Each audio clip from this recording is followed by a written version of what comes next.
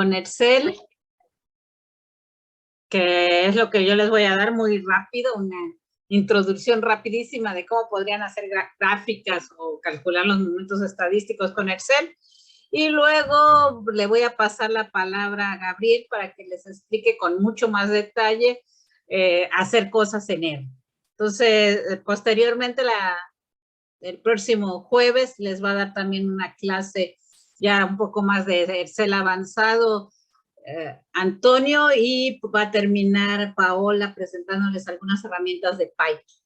Entonces, la idea de estas 2 sesiones va a ser que aprendan lo básico para poder ustedes hacer todos los cálculos y que vean dónde buscar la información que requieran para hacerlos. La entrega de tareas, entonces, se pospone una semana más para que ustedes puedan revisar y entender bien cómo hacerle con sus datos.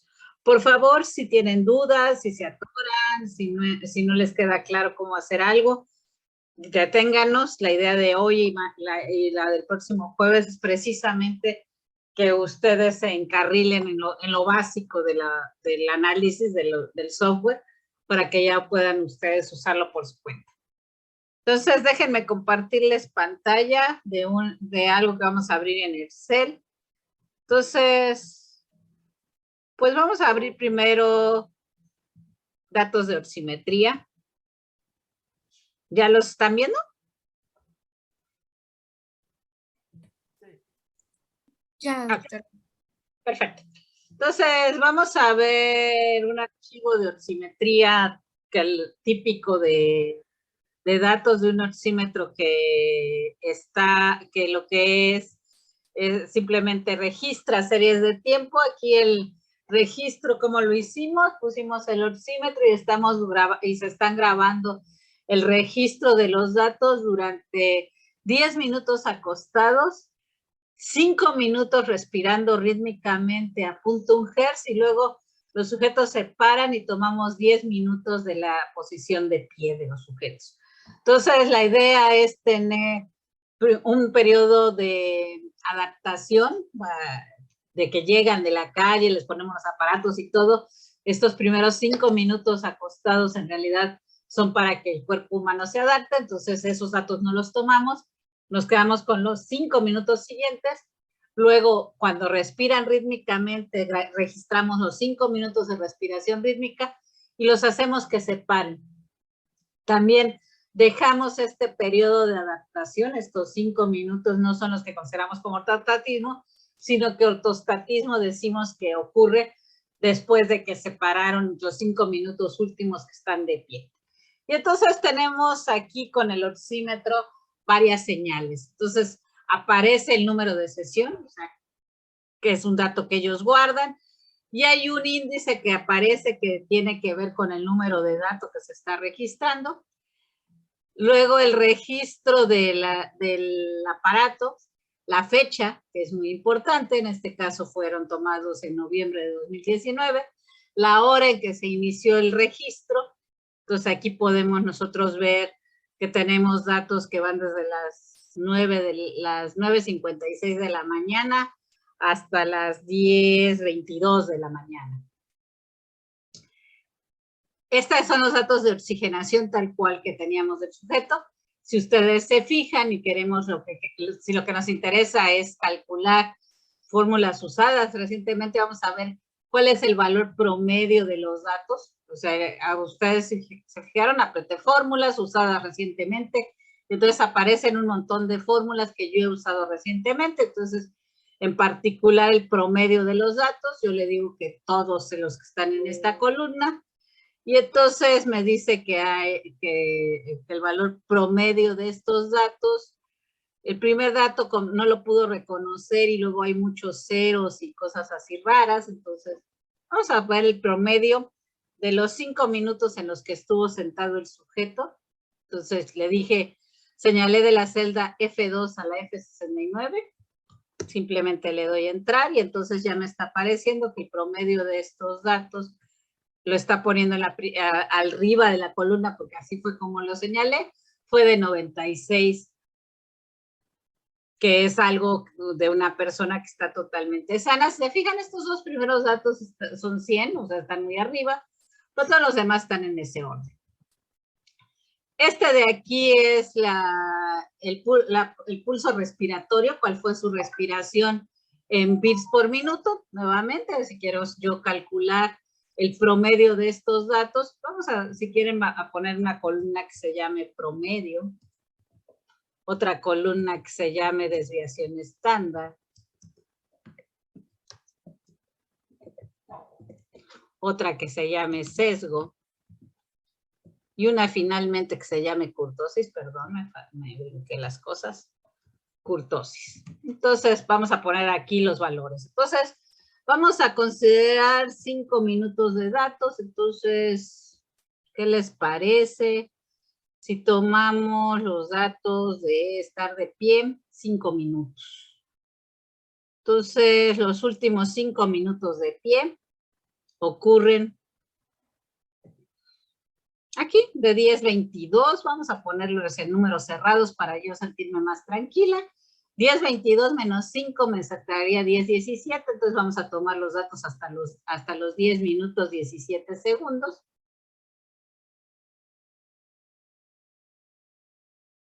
Y estos son los datos que yo estoy fijándome, a los cuales les voy a calcular el promedio. Entonces estoy de la columna 582, si se fijan, a la 732. Entonces, aquí le voy a decir que lo que voy a calcular es fórmulas. Ahora vamos a irnos directamente a las fórmulas. Vamos a decirle que vamos a usar las fórmulas financieras. No, porque no quiero hacer eso. No son lógicas tampoco mis fórmulas. Simplemente se las estoy enseñando para que ustedes vean todas las fórmulas que tienen disponibles. Fechas y horas pueden hacer. Pueden usar fórmulas matemáticas, pueden utilizar de búsqueda y referencia y más funciones. Entonces, si ustedes no encuentran la que quieren usar, vamos a suponer que yo no sé dónde está el promedio, le digo que aquí hay más funciones y aquí aparece la estadística y entonces le digo que me calcule el promedio de los datos y aquí yo tengo el promedio. Y le voy a decir que no son estos los que yo quiero, sino son los datos de, habíamos dicho, de las 10:17 a las 10:22. Simplemente estoy yéndome a esos datos específicos, puedo yo cambiarlos. 10:22 con 30 segundos. Entonces me empiezo en 10:17 con 30 segundos.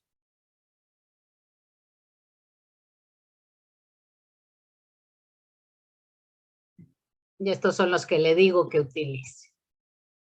¿Ok? Voy a guardar estas celdas con un control C simplemente para luego introducirlas. Y entonces aquí ya me está dando el valor promedio de los datos. Ahora quiero calcular la desviación estándar. Pues le digo que las fórmulas, si se acuerdan aquí en más, estaban las de estadística. Y lo que quiero ahora es la desviación estándar. Entonces, la desviación estándar, aquí les dice inclusive qué están calculando. Aquí esta es muy útil cuando ustedes tienen etiquetas en los datos y no quieren usarlas, entonces me está pidiendo de qué dato a qué dato, le digo el mismo rango que ya tenía yo establecido. Y entonces si se fijan, aquí la desviación estándar es muy chiquita porque la variable de la oximetría, la saturación de oxígeno, SpO2, en realidad es una variable que tiene pocas fluctuaciones. Luego quiero ver el sesgo. ¿Se recuerdan? El sesgo era la pérdida de simetría de los datos. Si los datos fueran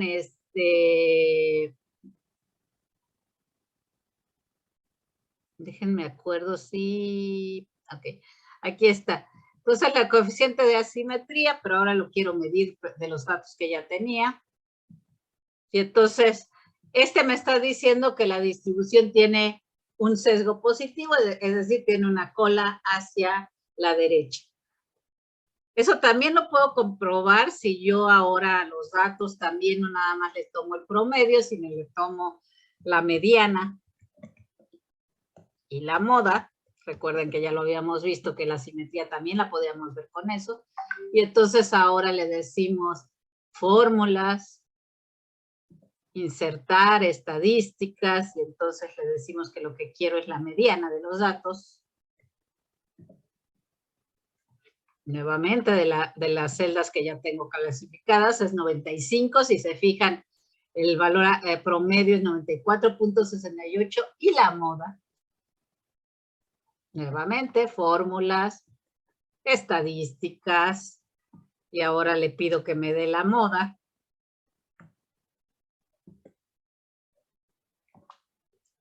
De todo este intervalo, el valor de la moda es 95.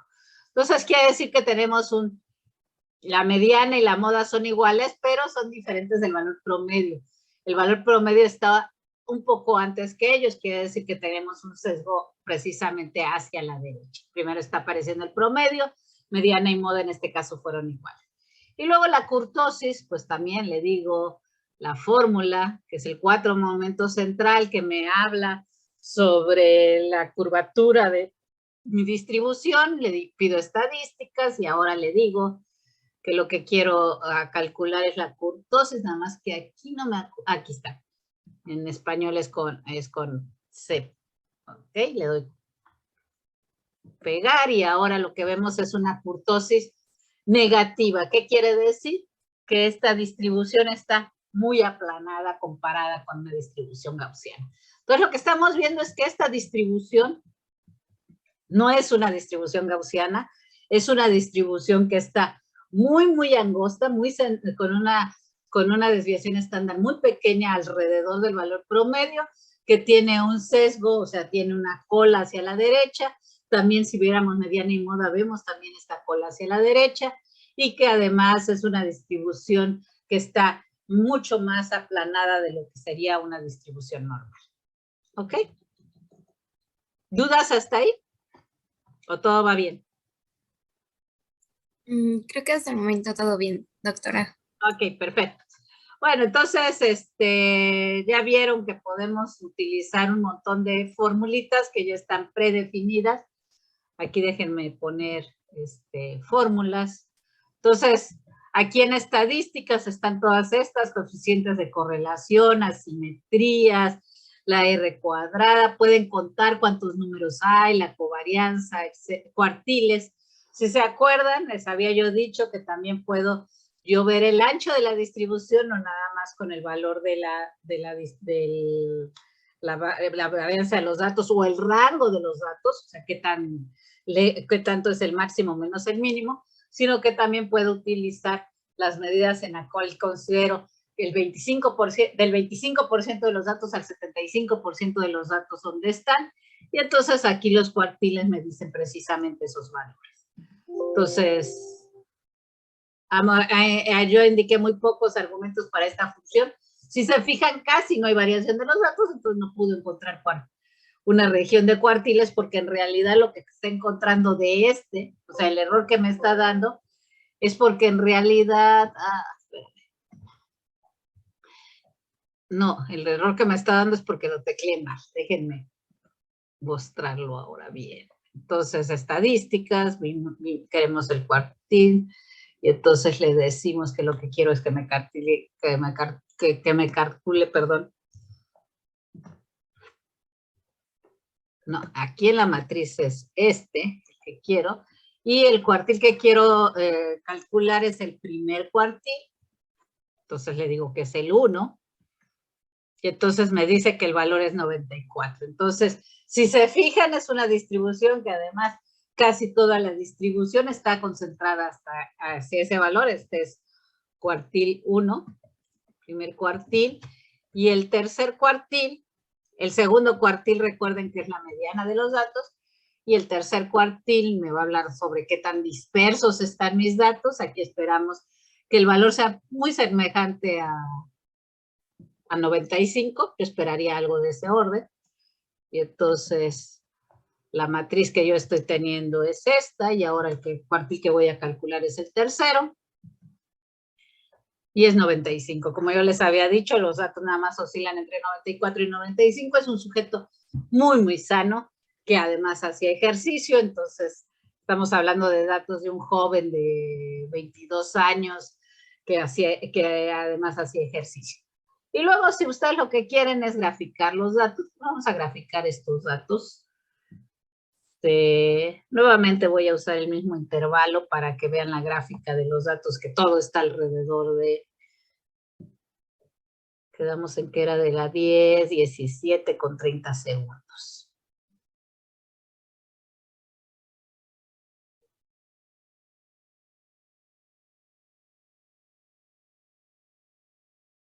Entonces vamos a ver cómo se ve. Entonces le dan insertar y ahí hay muchos gráficos que le recomiendan. Aquí tienen, por ejemplo, que quieren insertar los datos, o sea, aquí en gráficos recomendados nos dice qué datos, cómo los quieres ver. Entonces, si tú lo que quieres ver es los datos, cómo se ve la serie de tiempo, nos recomiendan esta, pero también nos recomiendan esta que nada más son líneas. Si se fijan, este valor de aquí, en realidad lo que pasa es que ya estamos quitándole el aparato al sujeto. Entonces, está dándome valores más altos que los que en realidad está en promedio. Todos sus datos están en valiendo 94, 95 y hay unos poquititos que valieron 96. O sea, su promedio estaba en 94.8 aquí. Y esto simplemente fue seguir la recomendación que él me dio, pero puedo ver todos los gráficos que hay. Entonces puedo yo hacer gráficos por histogramas o agrupar columnas. Puedo yo trazar gráficos de líneas, ya sea como este que les acabo de enseñar, o puedo trazar gráficos en los que además ponga los valores, los puntitos donde están. En este caso, cuando hago este tipo de gráficos, si se fijan, los puntos son muy, muy seguidos todos ellos.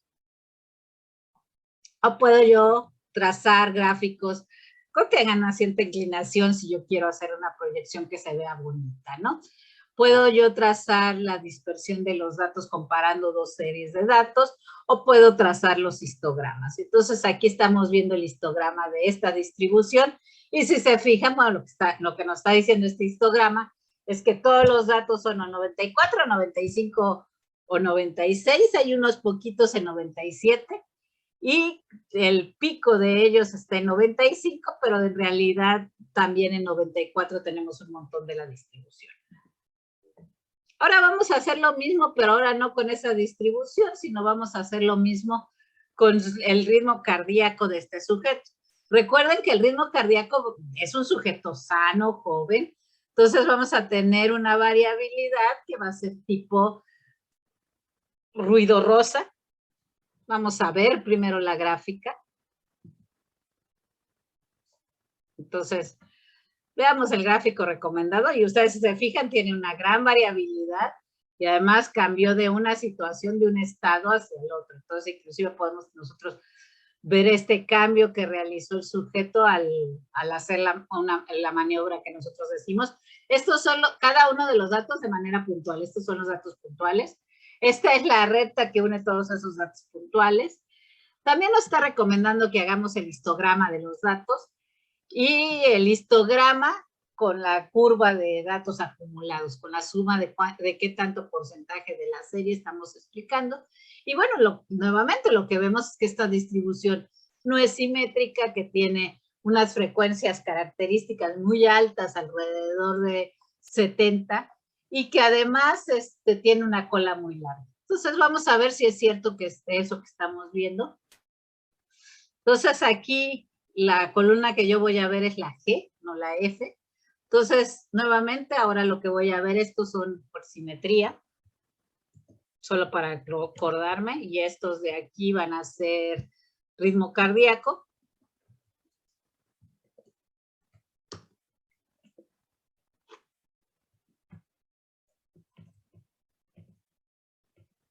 Y bueno, lo que vamos a hacer es decirle que voy a hacer todos estos igual. Bueno, primero voy a trazar lo del promedio, entonces, fórmulas, estadísticas, promedio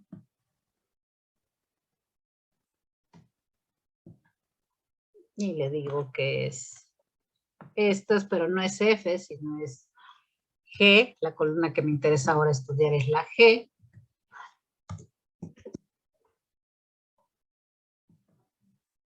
Y entonces el promedio de latidos que tiene este sujeto es del orden de 97.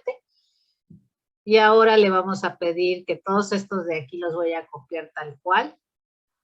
Bueno, no, más bien lo voy a hacer directamente de los datos.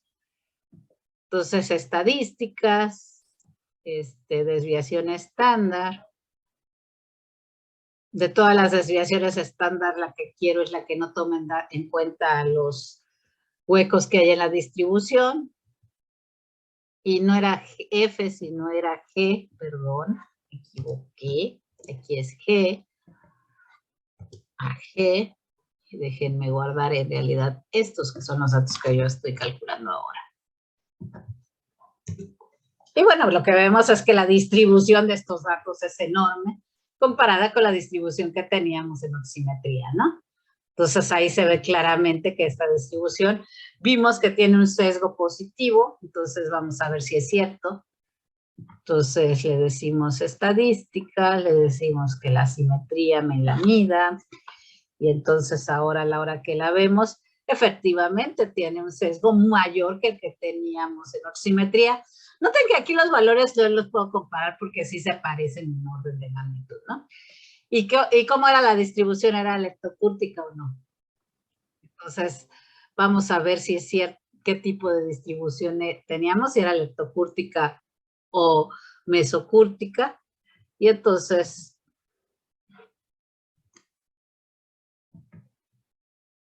es una distribución todavía más platicúrtica de lo que teníamos anteriormente. Entonces, con esto ya podemos nosotros tener idea de qué es lo que nos conviene hacer y bueno, aquí tenemos los valores normales. Luego, si ustedes quieren calcular alguna de las parámetros que habíamos dicho, el coeficiente de variación, ya habíamos dicho que no era más que el valor promedio el valor de la desviación estándar entre el valor promedio de los datos. Entonces, ese es el coeficiente de variación. Y luego puedo copiarlo y ya nada más le digo que lo haga y me está haciendo, si se fijan ahora el coeficiente de variación de N4 entre N4.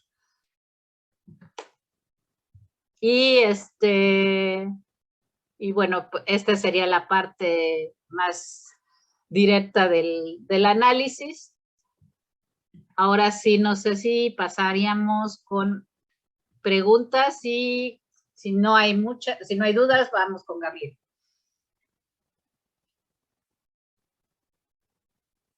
¿Dudas?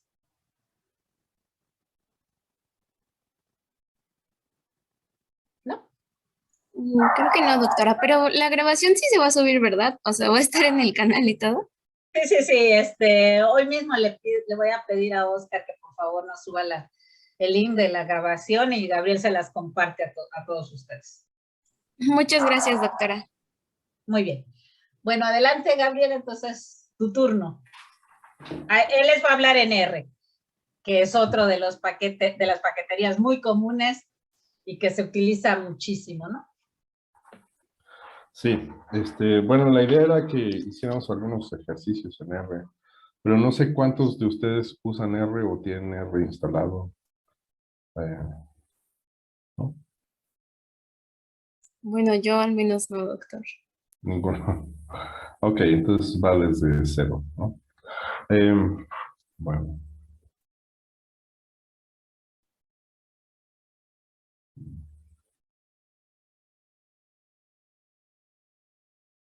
Ahí estoy compartiendo mi pantalla. Sí.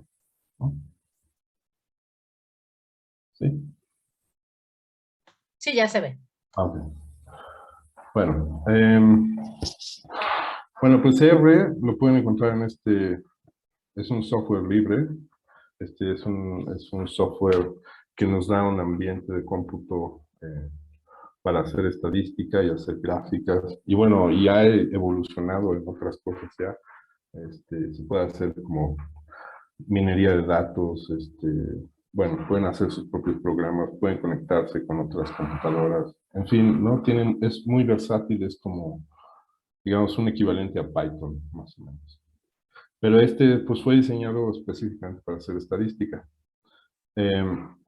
Bueno, lo pueden encontrar aquí, no sé si les dejo la liga en el chat. ¿No?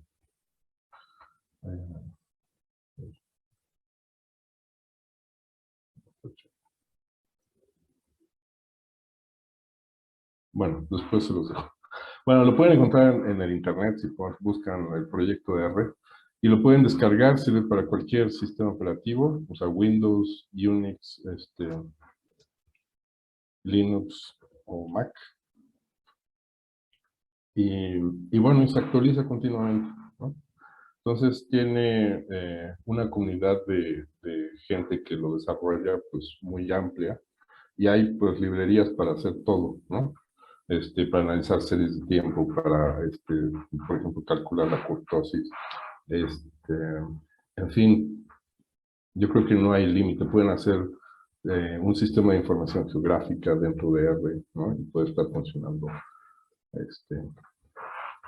en sus ambientes de cómputo, ¿no? Bueno, entonces, y todo es un lenguaje.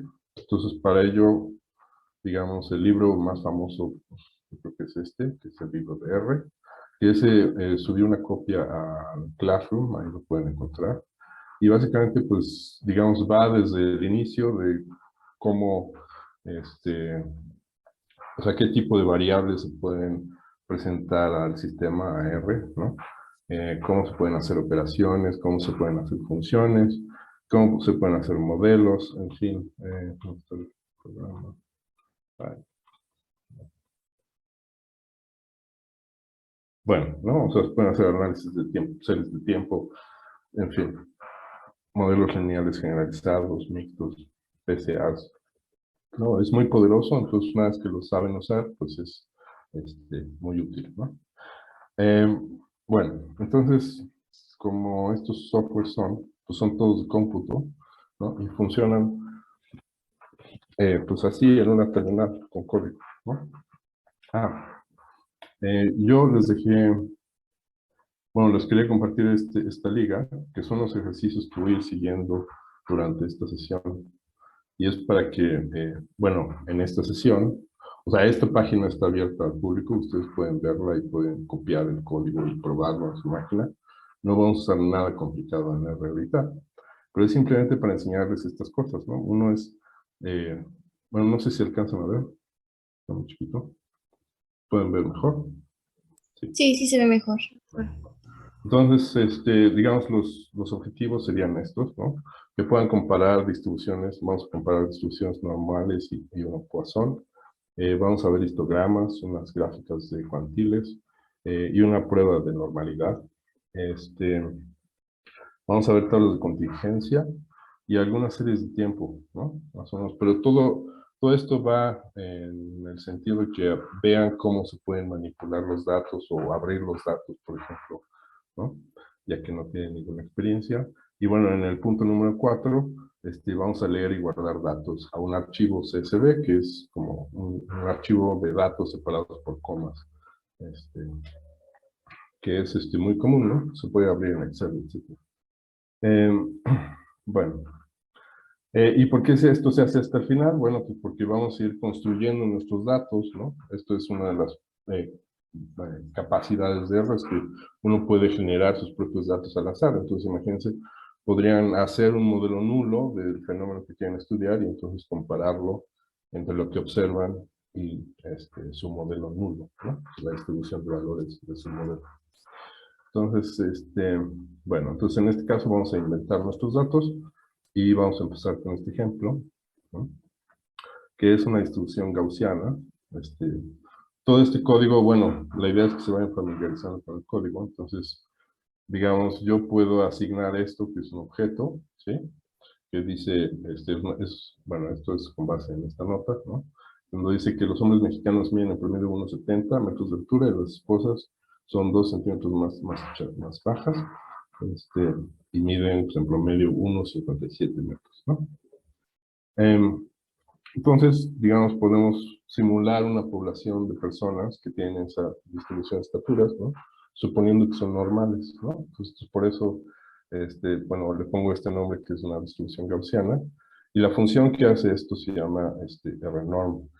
Y RNorm lo que hace es generar una cantidad de datos, en este caso yo le pido que me dé 1000 datos, ¿no? De una población normal, ¿no? En este caso, es normal, eh, y que tiene un promedio o está centrada a 176, ¿no? Centímetros. Y voy a asumir una desviación estándar de 1, ¿no? Entonces, bueno, claro. Entonces, como están en una terminal, ya que instalaron R, nada más aprietan R y ya tienen este ambiente, ¿no? Es así. Entonces, digamos, yo aquí voy a copiar y pegar el código, pero bueno, el punto es que lo pueden ir escribiendo. Entonces ahí yo estoy generando una variable que es esta, ¿no? Tiene estas propiedades. Y ahora lo que voy a hacer es la misma, ¿no? Igual datos al azar de una distribución normal, pero ahora asumiendo una desviación estándar de 3, ¿no? Es decir, va a estar tiene más variación. ¿No? Y bueno, y aquí es el mismo caso, ¿no? Voy a hacer unas poblaciones de mujeres que son, pues, más chaparritas, ¿no? Tienen en promedio menos. Igual, ¿no? Una población que tiene menos variación que otra, ¿no? Ujú. Bueno, entonces, ¿cuál es la idea de los histogramas? No sé si las conocen, o para qué sirven los histogramas. ¿Nadie? Bueno, pues es una gráfica de frecuencias, ¿no? Entonces, queremos ver cómo están distribuidos los datos con respecto a los valores del mismo dato, ¿no? Entonces, en este caso, pues voy a hacer unas cubetas, ¿no? Voy a hacer unas cubetas y estas cubetas donde voy a poner mis datos, o voy a ver si mis datos están ahí, tienen que ser como del mismo intervalo, ¿sí? O sea, estos son mis intervalos de valores, ¿no? Es decir, los valores, si quieren los vamos a... Bueno, se pueden ver en R.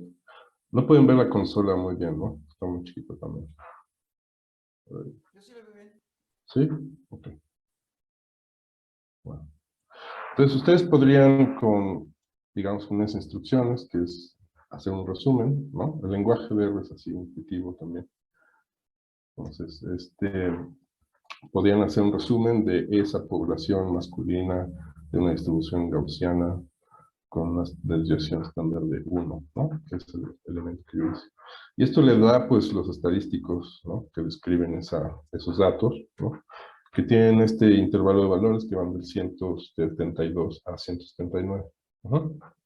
Entonces, digamos, si yo tomara ese intervalo y lo dividiera en segmentos iguales, pues podría dividirlo en, ¿cuánto dice aquí? Digamos, entre 172 y 100, ¿no? Y 180. Esto es mi intervalo, como yo lo estoy definiendo. Entonces, si yo escribo, por ejemplo, 172 así en la consola, ¿vale?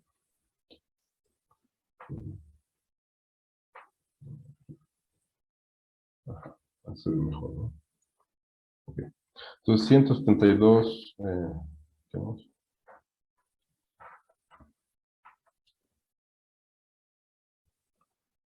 Ajá, 2.180, ¿no? Entonces me da una serie de valores, ¿sí ven? 172, 173, ¿no? Que van de uno en uno. Entonces, yo tengo 1, 2, 3, 4, 5, 6, 7, 8, 9 cubetas, ¿no? En donde yo puedo, pues, alojar los datos. Puedo decir, este dato que tengo aquí de esta muestra, pues entra en esta cubeta y este otro en esta cubeta, y los puedo ordenar así. Y al final puedo ver sus frecuencias, ¿no? Entonces, básicamente lo que está haciendo un histograma, pues es eso. Ver cómo están las frecuencias, ¿no? Y esto es una gráfica que ustedes reconocen como un histograma, ¿no? Entonces tiene las 8 cubetas, sí, 8 cubetas, o sea, 8 valores que van del 172 al 180, ¿no? Y ahí yo puedo distribuir mis datos, ¿no? Entonces, como ven, mis datos pues están distribuidos entre estas cubetas, ¿no? La 4 y 5, pues, que corresponden un poco a la media, ¿no? Sé que estos datos vienen de una distribución normal, porque yo los diseñé así, entonces, bueno, no es sorprendente, ¿no? Pero bueno, ese es como el principio de los histogramas. Entonces, los histogramas se pueden llamar con una función en R también, ¿no? Y esto, pues, son parámetros gráficos que te permiten como desplegar todo en un panel, ¿no? En un panel de 2x2. Y en este caso, pues, vamos a hacer los histogramas para las poblaciones que tenemos, que son una población masculina de una distribución normal, con menos variación, una variación normal, pues. Y aquí es con más variación de la normal, y aquí es la población femenina y la población femenina con más y menos variación, ¿no? Entonces, digamos, yo puedo pegar esto, y tienen pues una distribución pueden ver sus histogramas, ¿no? Los podrían ver uno por uno, etcétera. Y bueno, esa es parte digamos, del análisis, o del inicio del análisis estadístico, es pues graficar los datos y ver cómo están, ver si no hay pues unas distribuciones raras, ¿no? Entonces, todas estas son normales, pues está muy bien, ¿no? Nosotros podemos también generar otro tipo de distribuciones, por ejemplo, estas que vienen de una distribución Poisson, de una función Poisson, y estas distribuciones pues son datos que son generalmente enteros, ¿no? Que son enteros, ¿sí? Es decir, por ejemplo, cuentas, ¿no? Y nunca son menores que cero, ¿no? En el caso de una distribución gaussiana, no sé si se acuerdan, pero es datos que están distribuidos hacia arriba y abajo de la media, ¿no? Okay. Y en este caso, en la distribución Poisson, pues lo que vamos a hacer es, pues igual darle un promedio o una media central de 1, en 1, o en 5, o en 10, o en 50. Entonces, si se fijan, lo que estoy haciendo es tratando de desplazar la distribución Poisson, ¿no? Es decir, que son cuentas, ¿no? Entonces, yo puedo generar mis poblaciones, otra vez, vamos a hacer 1000 datos, ¿no? Si se fijan. Y bueno, los podemos graficar, ¿no?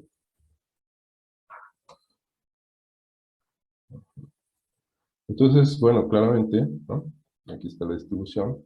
Las otras, si se acuerdan, las azules, las que venían de distribuciones normales, pues eran una campana de Gauss, así, muy bonita. Y en este caso, pues las distribuciones se van sesgando conforme la medida central, se acuerdan si esta estaba centrada hacia el 1, ¿no? Hacia el valor 1. Entonces, las curvas están sesgadas hacia el 1. Conforme yo me voy desplazando esta medida central al 5, por ejemplo, la distribución se empieza a volver un poco más normal, ¿no? Ya hasta que estamos en este valor, 50, pues podríamos tal vez aproximar una distribución normal a esta distribución, ¿no? Pero normalmente pues es así, y son datos pues no normales, ¿no? Bueno, entonces, ¿cómo podríamos probar? O sea, ya digamos, visualmente se ve. Entonces, una prueba también gráfica que se puede hacer es graficar los cuantiles. No sé si alguien sabe qué son cuantiles. ¿No? ¿Qué son? ¿Qué, perdón? Los cuantiles. Los cuantiles. Estos cuantiles. Sí, cuando la divides en 25%, eh, tomando en cuenta el promedio como el 50%. Sí, pero en realidad no es que esté centrado a la media, sino que está, o sea, si tomas, digamos, un porcentaje, así como en los histogramas yo tomaba, digamos, hacía cubetas del mismo tamaño, ¿no? Pero con respecto al intervalo de los valores, ¿no? En este caso yo genero cubetas, pero con respecto al número de datos que tengo, con respecto a las frecuencias, ¿sí? Es decir, yo digo, en esta cubeta donde está el 20% de los datos, está el 20% de los datos con valores más bajos, ¿no? ¿Sí? Entonces, digamos que divido mis datos en 5 grupos, ¿no?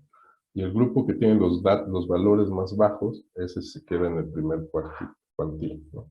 Y luego en el segundo cuartil, pues los que le siguen, pues, en valores, ¿no? Pero es una forma de hacer cubetas, pero lo que estás haciendo es, digamos, bien distribuyendo los datos en cubetas con la misma probabilidad de tener datos.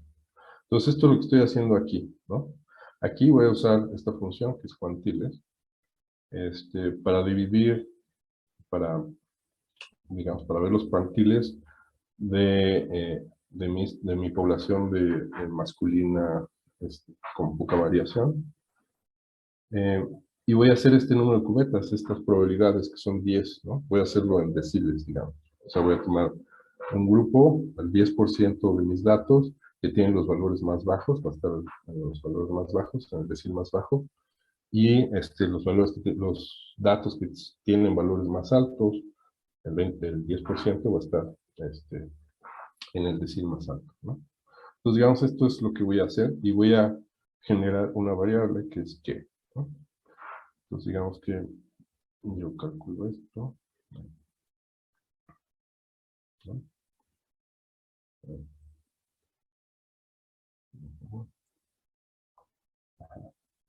Entonces pongo el plan.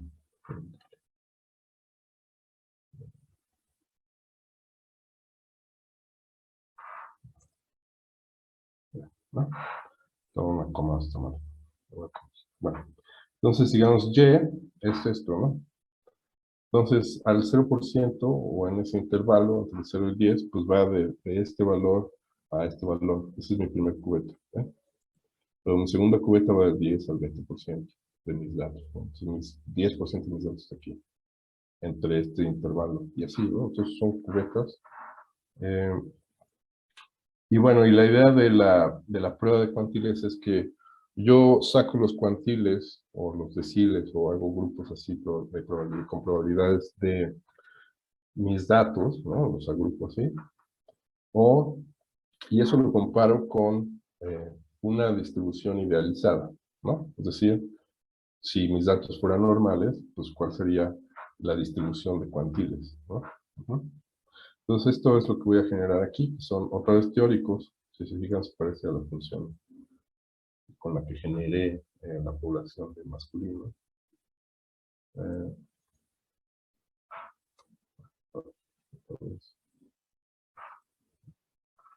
Bueno. Entonces, si yo grafico esto, ¿no? Lo observado contra lo esperado, pues ¿qué espero si es una distribución normal? Esperaría una línea, ¿no? Una correlación. Y eso es lo que se ve, ¿no? Es una línea, pues.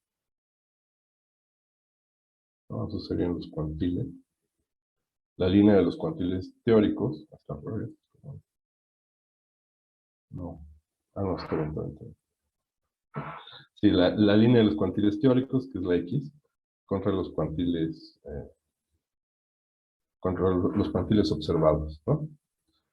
Entonces, bueno, esto es lo mismo que hace la función, ¿no? Entonces, hay una relación así entre lo teórico, que es una distribución normal, y mis datos observados, y cómo se distribuyen en cuantiles los dos, ¿sí? En grupos. Entonces, esta correlación se puede ver con estas funciones, ¿no? Con esta, grafico los datos, que es una repetición de eso mismo que hice, ¿no? Para este valor. Ajá, que son estas líneas. Pero estos son los datos observados. Si se fijan aquí, no saqué 10 datos, ¿no? Que eran las proporciones, las probabilidades. Pero en este caso se utilizan todos los datos, ¿no? Cada uno es un cuantito. Y luego puedo trazar una línea, que es la línea idealizada, ¿no? Entonces, como regla de pulgar, es que si la línea, o sea, digamos, si todos los puntos están alineados a la línea, pues es probablemente normal, pues no hay problema, ¿no? O bueno, se pueden aplicar estadísticas que asumen normalidad. Un segundo. Ay.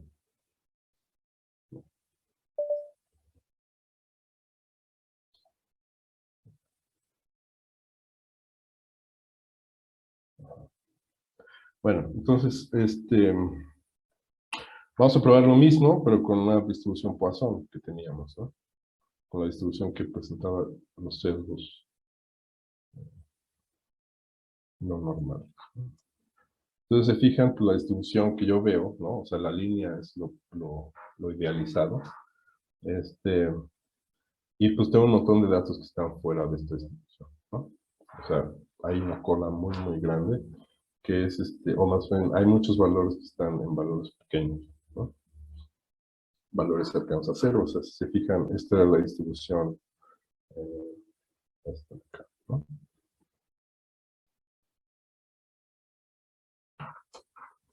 Okay. Sí, entonces muchos datos están aquí, que son los datos que están, pues afuera en la otra gráfica, ¿no? Estos datos. Y ya. Bueno, eso es en cuanto a las distribuciones normales y Poisson. Y digamos una prueba para ver si son normales es esta prueba de cuantiles o esta gráfica de cuantiles. Luego existen otras pruebas, ¿no? Que son pruebas estadísticas para ver, pues, digamos, probar hipótesis nulas si son iguales o no las distribuciones. Y en este caso, pues, podemos utilizar esta prueba, ¿no? El Shapiro test, que es, digamos, matemáticamente, es la relación que hay entre los predichos. O sea, esta AI, ¿no? Es, digamos, la pendiente de los cuantiles teóricos contra los cuantiles observados, ¿no? Y esto es el dato XY, ¿no? Entonces, la suma de estos valores predichos, ¿no?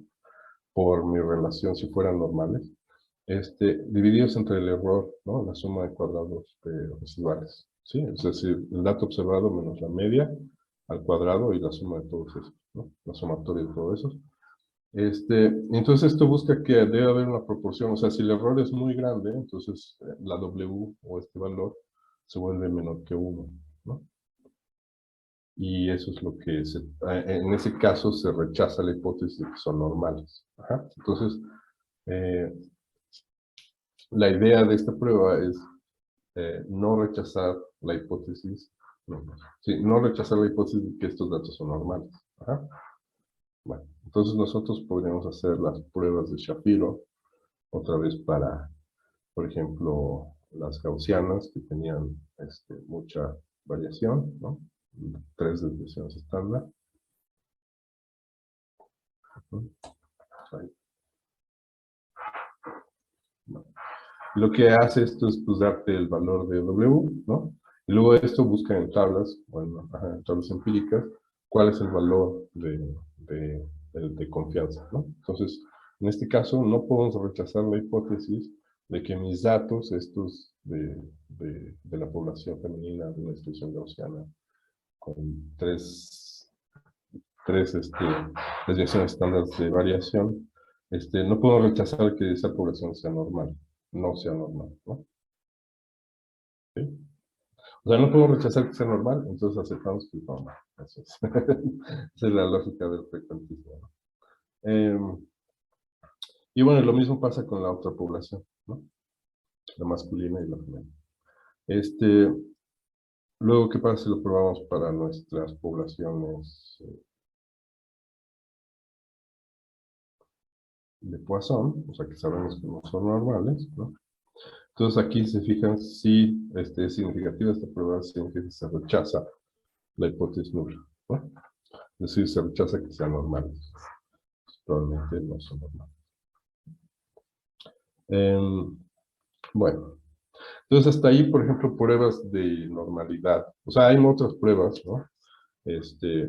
Que pueden buscar en todo el libro, o en cualquier parte del internet que se dedique a red, seguramente pueden encontrar estas pruebas sobre, o sea, la Kolmogorov-Smirnov, etc., ¿no? Bueno, no sé si tengan dudas hasta ahí.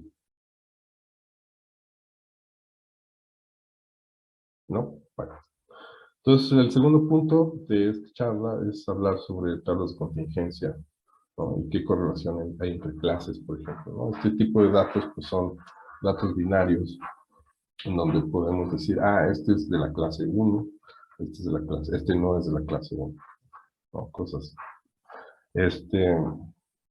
No sé si estén familiarizados con las tablas de contingencia, ¿no?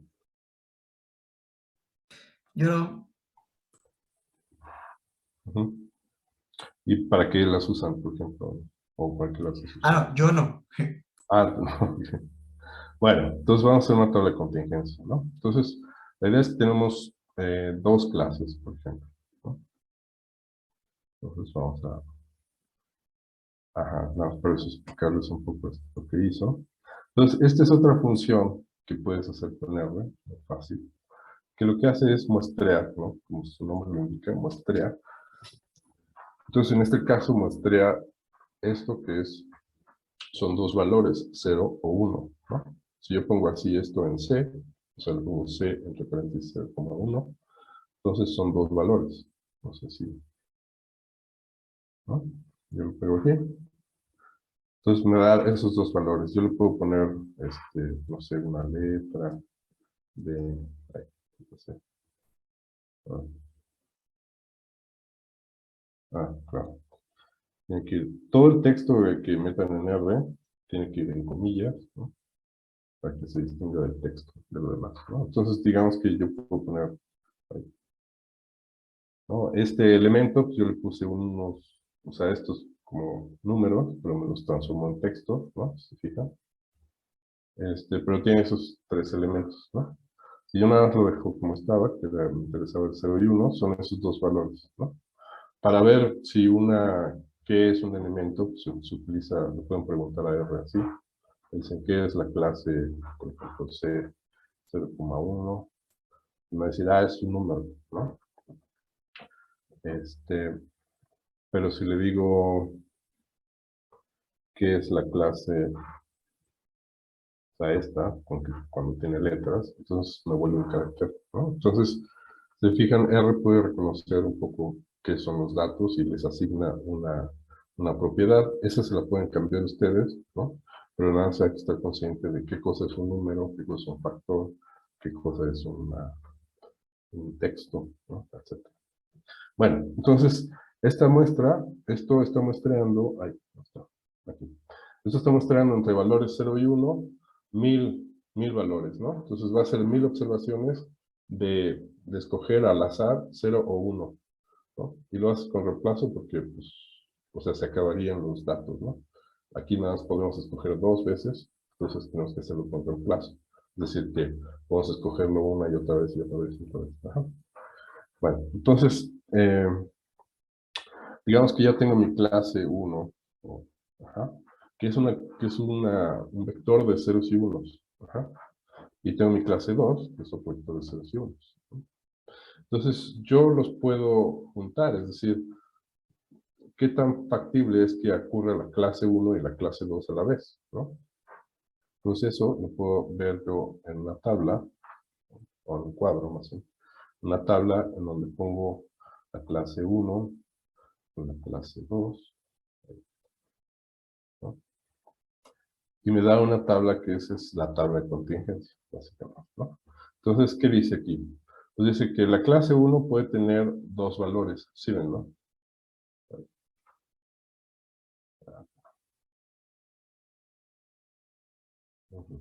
Bueno, o sea, la clase 1 puede tener dos valores, 0 o 1. Y la clase 2 también puede tener dos valores, 0 o 1. ¿Ah? Entonces, cuando la clase es 0 y la clase 1 es 0 y la clase 2 es 0, eso corresponde a este número, 236, que es el número de veces que coinciden, ¿sí? Que la clase 1 y la clase 2 sean 0. Okay. Luego, en este renglón, o sea, si nos desplazamos aquí sobre este renglón a la derecha, este número 252, pues se refiere a que hay de la clase 1, cuando es 0, ¿no? O sea, la clase 1 igual a 0 y la clase 2 igual a 1, pues hay esta cantidad de datos, ¿no? Entonces, con esta simple instrucción pueden hacer una tabla de contingencia rápidamente. Y la idea de estas pruebas es ver cómo sería, o sea, qué diferencia hay entre esta distribución de valores, ¿no? O sea, la distribución de valores cuando estás en la clase 0, clase 1, 0, o clase 2, 0, o clase 1, 1, clase 2, 1. O sea, si toda esa distribución de datos corresponde a una distribución aleatoria, ¿no? Esa sería una prueba de G cuadrado.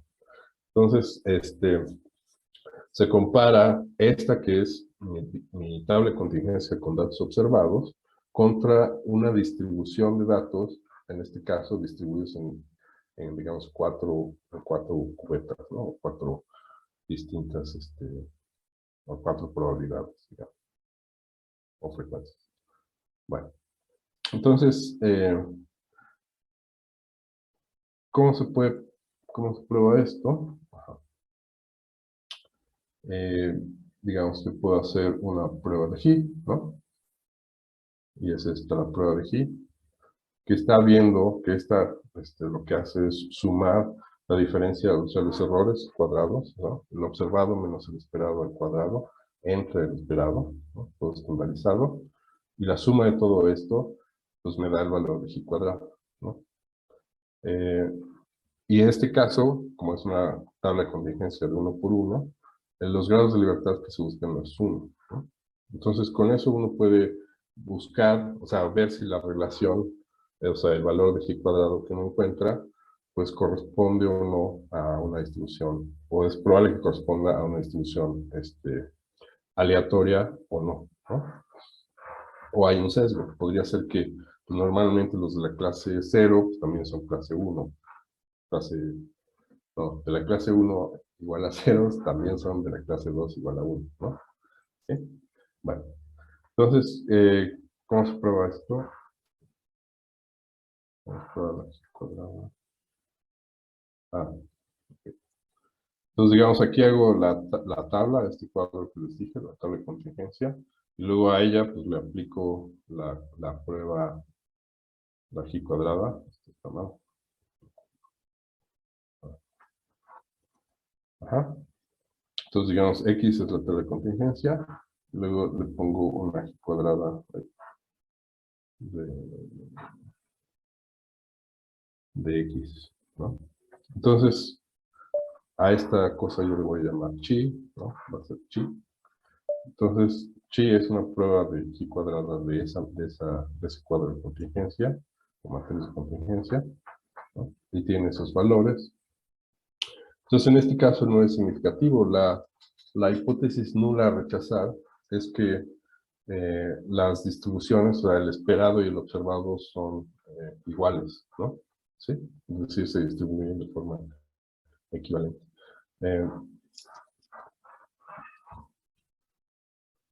Ajá. Y entonces, ¿cómo sería nuestra matriz de esperados? Pues yo lo podría sacar o ver después de hacer esta prueba. Eh,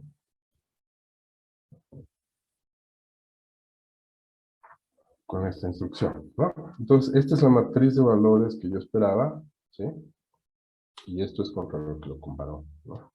Entonces, bueno, esto no es sorprendente porque pues yo, básicamente cuando definí las clases, ¿no? En mis instrucciones, le dije, o sea, generé la clase 1 independientemente de la clase 2. Entonces, no existe correlación entre ninguna de estas dos variables, ¿no? Entonces, las coincidencias de estas clases, pues va a ser, digamos, igual que las A, ¿no? Y eso se corrobora con esta prueba, ¿no? Entonces, bueno. No sé si tienen dudas ahí.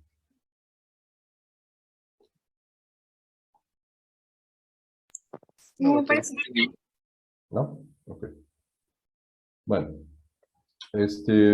ahora, pues otro de los ejemplos para utilizar R es ver las series de tiempo, ¿no? Que lo vamos a utilizar en nuestro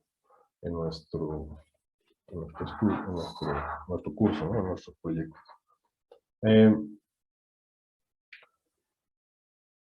Entonces, ¿cómo sería un movimiento browniano o una caminata aleatoria? No sé. Ajá. ¿Sí se acuerdan?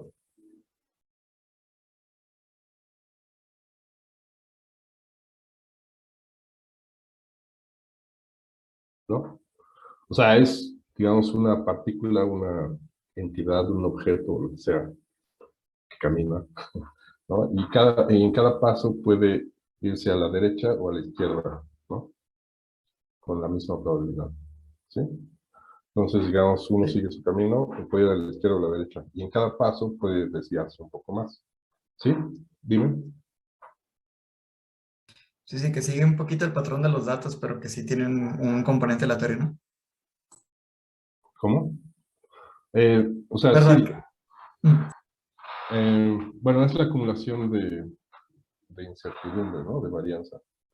La idea es que conforme te vas alejando del tiempo o en el tiempo, vas acumulando variación, ¿no? Entonces es lo que vamos a tratar de modelar aquí, o de simular, ¿no? Entonces, bueno, estos son parámetros gráficos.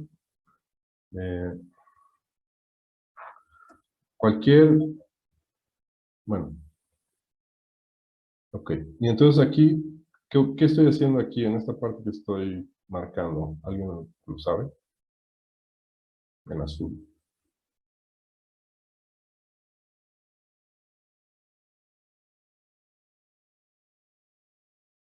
O sea, esta instrucción R norm. Sí, de la distribución normal toma 1000 datos con un promedio 0, desviación estándar 3, ¿no? Ujú, exacto, ¿no?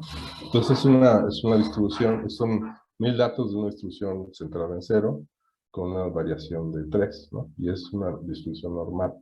Entonces digamos que pues yo tengo esa chance, ¿no? De desviarme del 0 hacia arriba o hacia abajo, ¿no? En cada momento, ¿sí? Bueno, entonces yo grafico esto. ¿Qué pasa?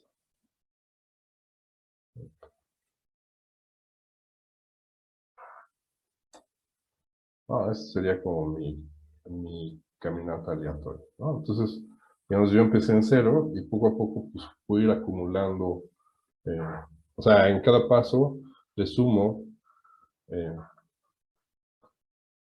pues, en cada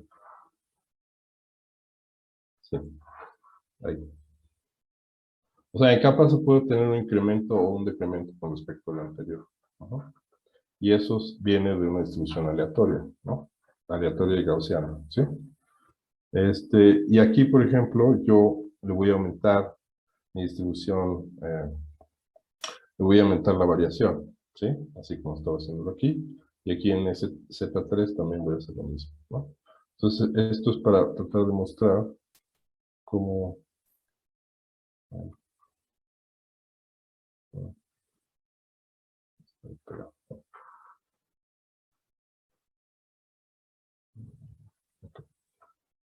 Entonces, vamos a empezar aquí, ¿no?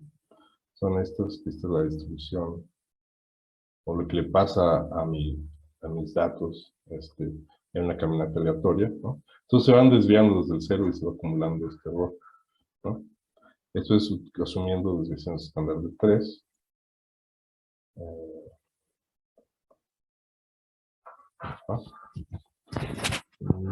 Y ahora aquí vamos a asumir menos variación, ¿no?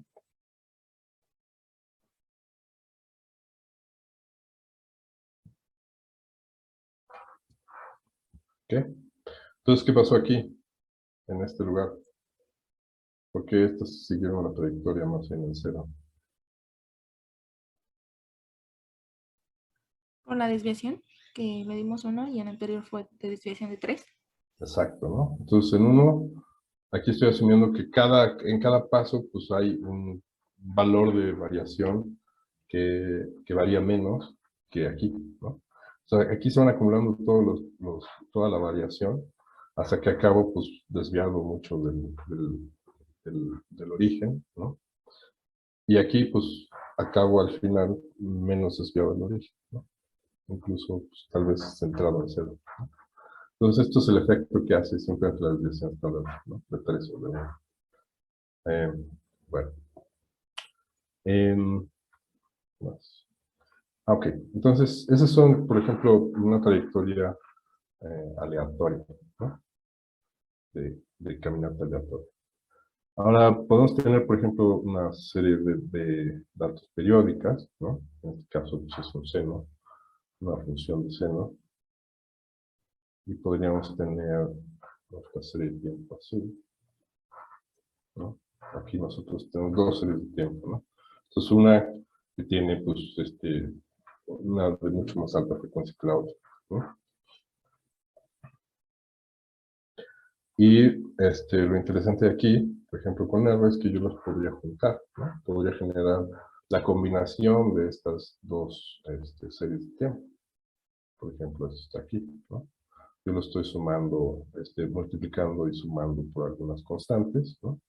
Pero sumando con una constante a las ondas 1 y a la 2, que era la que ya les estaba enseñando hace poco, ¿no?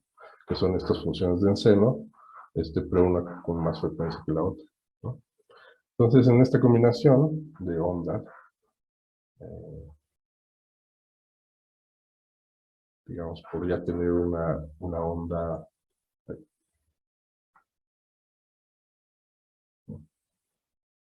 ¿no?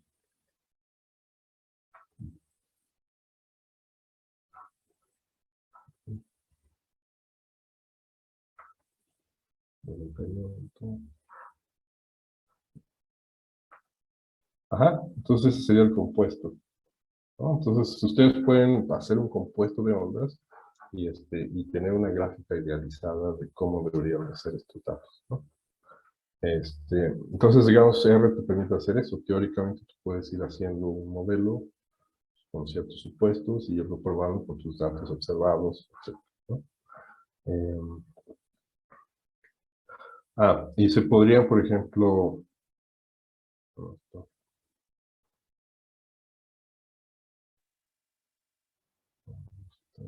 sí, esto nos puede enseñarles las ondas, ¿no? Cómo están todas juntas. Estos serían como sobrelapadas, ¿no? Entonces, esto corresponde justo a estas dos, o sea, en rojo es la resultante de combinar estas dos con esas operaciones que puse, ¿no? Las operaciones son completamente arbitrarias aquí, pero bueno, esa es la flexibilidad que tiene.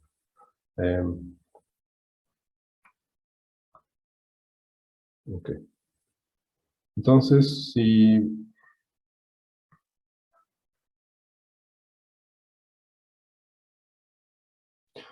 yo podría, por ejemplo, cuando veo mis curvas combinadas, podría después hacerles unas gráficas de caja, ¿no? Entonces, con estas instrucciones que son boxplot, le pueden poner distintos colores, en donde, bueno, pues, aquí está, bueno, digamos, esto es bueno, esto sería la onda,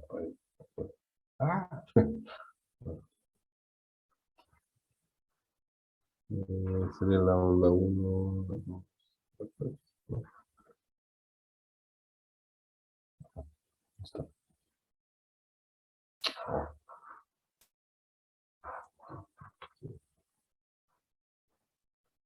Bueno, no importa.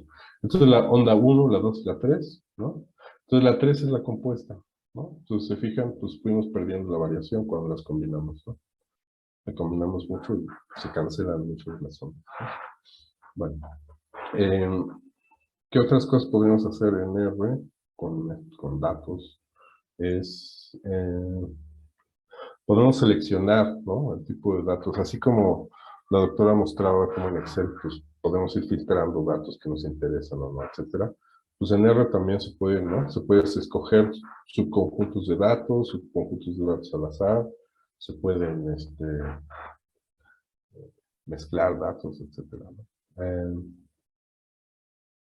Y en este caso, ¿no? Lo que voy a hacer aquí es lo siguiente, ¿no?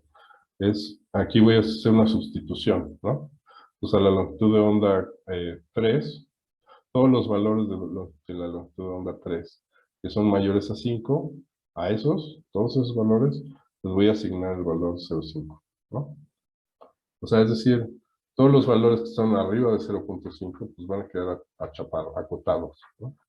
Y es lo que se ve en esta gráfica. Si yo no lo gráfica, ¿no?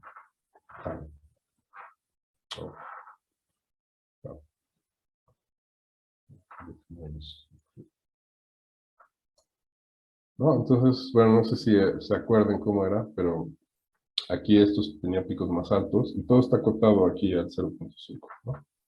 Entonces, se fijan, uno podría como seccionar, digamos, una onda y verla por pedazos, ¿no? Pedazos pues, con respecto a los valores que tienes, ¿no? Entonces se pueden ver como por gajos o análisis. Entonces, bueno, muy maleable, yo creo, para los análisis de series de tiempo. Y bueno, y ahora pasamos a la parte de manipulación de datos, ¿no?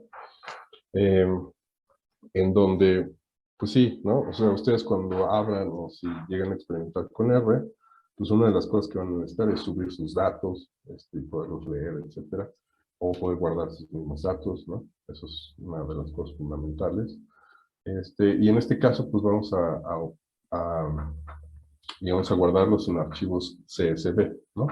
Valores separados por comas. Entonces, lo primero que hay que hacer, una de las cosas que tiene R, que eso lo pueden revisar muy bien en el libro, son los elementos que tiene. Unas cosas que tiene son estos que son data frames, que es una base de datos, básicamente, ¿no? Entonces, en esta base de datos, nosotros vamos a formar una base de datos, esto es lo que dice, que se va a llamar datos, ¿no? Entonces, datos va a ser igual a esta base de datos, que va a tener a estas variables, ¿no? Yo lo estoy poniendo aquí en las variables, que son pues, la población masculina que tuvimos, la población, bueno, con sus dos distintas variaciones, esta también es masculina otra vez, no sé por qué, aquí debería ser femenina, ¿no? Y luego le voy a poner la distribución Poisson y las clases 1 y 2. Ajá. ¿Sí? Entonces, esta va a tener elementos. Okay. Entonces, esta es la 1. Y dijimos que esto es femenino. Aquí es femenino, ¿no? Entonces, el objeto datos, ¿qué es? Dijimos que es un data frame, ¿no? Entonces es un data frame. Yo puedo ver cómo es la estructura, si le pongo str, datos, y me dice qué tiene aquí, ¿no? Entonces, por ejemplo, en este resumen, siempre que pone este signo de pesos, es que esta variable está contenida en el data frame, ¿no? Entonces, parte del data frame es una variable y es numérica y tiene estos valores, etcétera, ¿no? Y aquí también, ¿no? Esta variable pues, es numérica, bla, bla, bla, ¿no? Entonces, la clase también era numérica porque es ceros y unos, ¿no? Y la Poisson, pues se acuerdan que eran enteros, ¿no? Entonces es un integer. Y eso es lo que dice aquí, ¿no? Entonces eso les da una visión, esta instrucción STR les da una visión de qué son los datos, cómo son, ¿no? Qué clase de datos son. Pueden ver, por ejemplo, el inicio de los datos, si le ponen, ajá, ¿no? Head, que es cabeza, pues pueden ver los primeros 6 líneas, ¿no? 6 filas de la base de datos, y pues tiene estas variables, ¿no? Entonces, se fijan, es como una tabla Excel, básicamente, donde tienen, pues, el nombre de la variable, de la columna, y pues los valores, ¿no? Así. ¿Sí? Bueno. ¿Cómo lo pueden...? Ajá.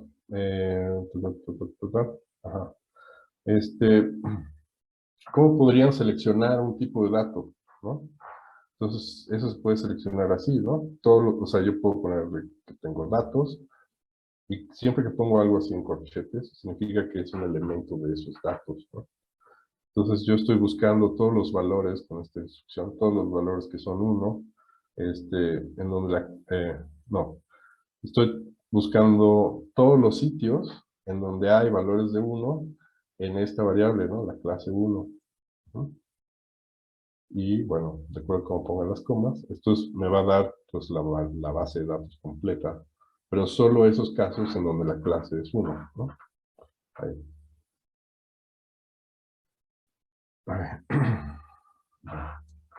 ¿No? Entonces,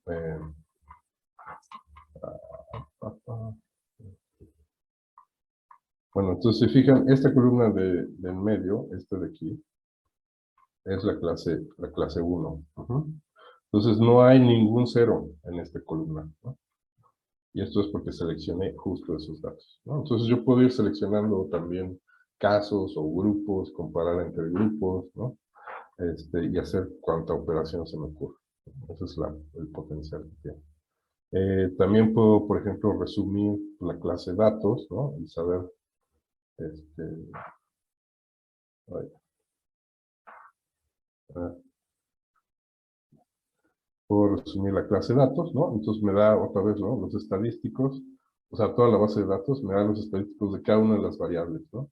Es decir, sus valores mínimos, máximos, el primer cuartil, el tercer cuartil, la media, la moda, ¿no? Entonces también puedo, más o menos con estos datos, pues darme cuenta si está sesgado o no mi distribución, si es eh, normal o no, ¿no?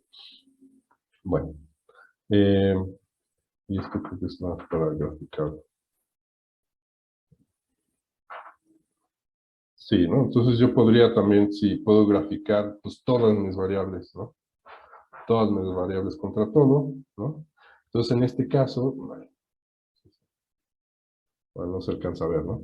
Pero si se fijan, aquí hay unos datos muy raros, ¿no? ¿Alguien me puede decir qué pasa aquí?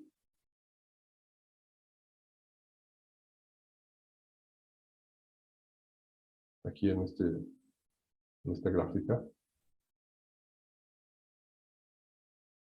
Pues aquí se ve que todos mis datos están en el cero, ¿no? Ahí está el cero arriba, ¿sí?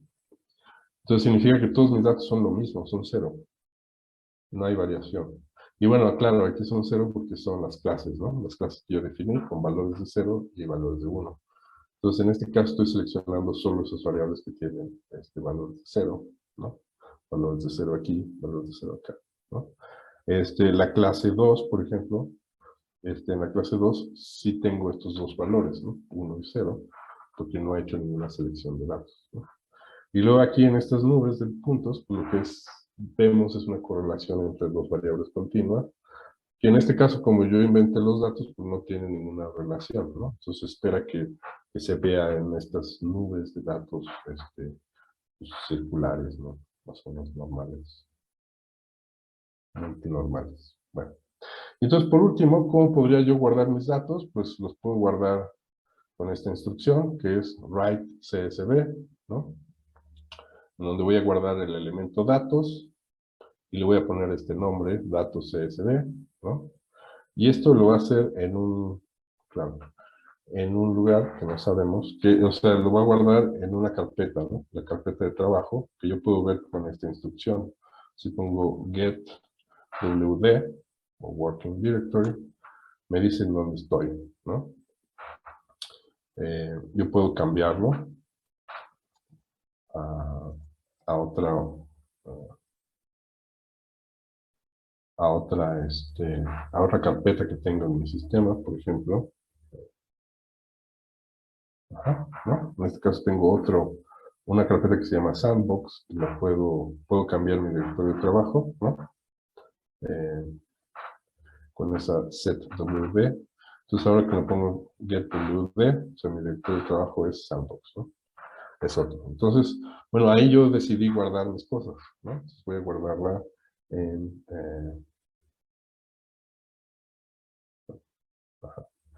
voy a guardarla en ese directorio, ¿no? Y listo, ¿no? Entonces ya tengo una variable, una base de datos que se llama datos, un archivo que se llama datos. Y yo lo podría volver a leer, ¿no? Ahorita yo ya sé que estoy en ese directorio donde yo lo guardé. Entonces, con que le escriba aquí, lee estos datos que son CSV, pues ya tengo una nueva variable, ¿no? Una nueva base de datos, la acabo de leer, que se llama Q. Entonces, Q, si quiero ver sus propiedades, le puedo poner str. Entonces, es la misma, ¿no? Que datos. Pero en este caso se llama Q, y yo la acabo de leer de este archivo que yo guardo, ¿no? Entonces, bueno, eso es como, pues, esta ilustración de cómo, digamos, lo que se podría hacer con R. Se pueden hacer muchísimas cosas más. eh, pero bueno, es como panorama general muy básico para alguien que no ha visto o conoce R. Entonces, pues nada más invitarlos a que pues, descarguen el programa, es libre, es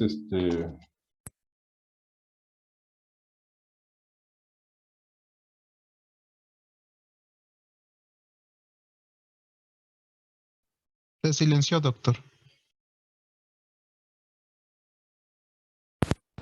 Sí, pues nada, es eso, invitarlos a que pues traten de utilizar este software que es gratis y pues es una herramienta muy poderosa, ¿no? Y bueno, no sé si tengan dudas.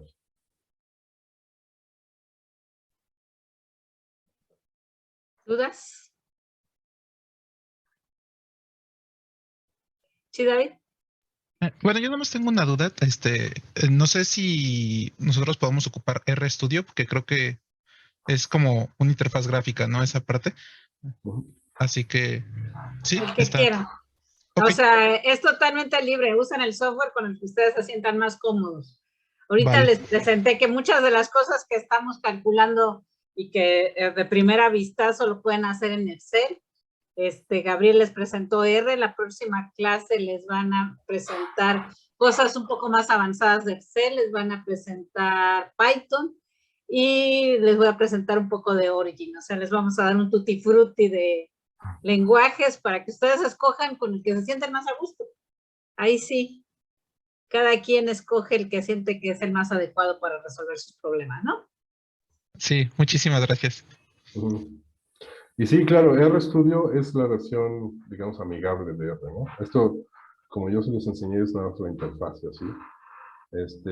Pero RStudio tiene esta ventaja de que tú puedes escribir tu código y lo puedes leer, ¿no? Todo el código y probar. Puedes ir guardando lo que estás escribiendo, como en este caso yo utilicé GitHub, pero tú podrías tenerlo en un archivo de RStudio y leerlo, ¿no? Entonces sí, RStudio es muy bueno, tiene mucho potencial también, ¿no? Sí, no sé si tienen más dudas. Omar, adelante. Sí, doctora. Bueno, para el caso entonces de la tarea, ¿podemos únicamente ocupar Excel?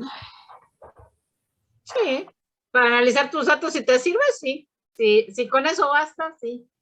No hay limitación. Usen el que mejor con el que mejor se sientan y con el que puedan hacer los cálculos. Ok, gracias.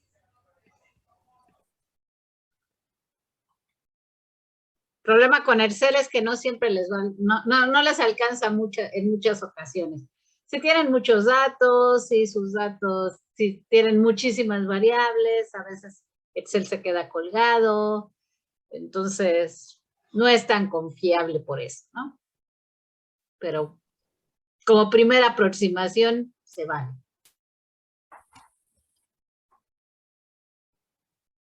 ¿Alguien más? Yo, doctora, para la actividad también pide que revisemos el penúltimo punto, el de autocorrelación, pero entiendo que hay varios métodos para eso, ¿alguno preferido o el que El que escojamos? quieran, ahí les puse cuando les di la parte de autocorrelación, les puse la función de autocorrelación que yo usaba, pero puede ser cualquiera, o sea, simplemente es buscar la función de correlación entre la serie trasladada a distintas unidades. Usen el método que mejor les convenga.